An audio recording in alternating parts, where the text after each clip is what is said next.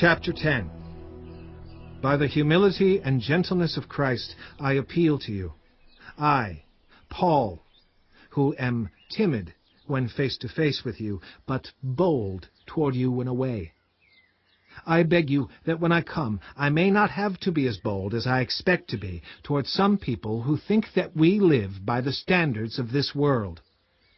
For though we live in the world, we do not wage war as the world does. The weapons we fight with are not the weapons of the world. On the contrary, they have divine power to demolish strongholds.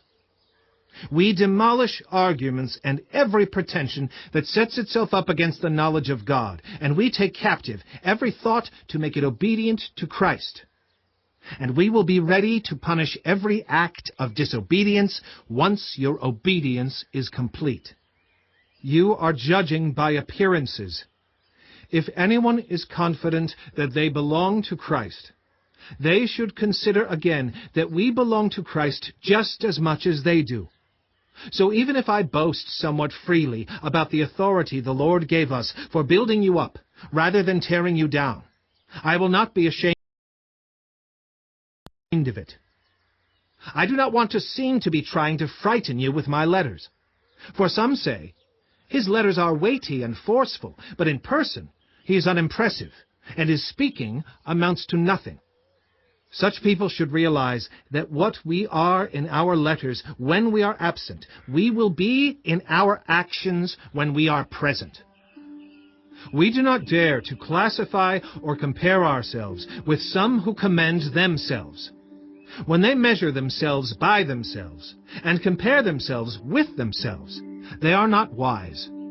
We, however, will not boast beyond proper limits, but will confine our boasting to the sphere of service God Himself has assigned to us, a sphere that also includes you. We are not going too far in our boasting, as would be the case if we had not come to you, for we did get as far as you with the gospel of Christ. Neither do we go beyond our limits by boasting of work done by others. Our hope is that, as your faith continues to grow, our sphere of activity among you will greatly expand, so that we can preach the gospel in the regions beyond you. For we do not want to boast about work already done in someone else's territory. But let the one who boasts boast in the Lord. For it is not the one who commends himself who is approved, but the one whom the Lord commends.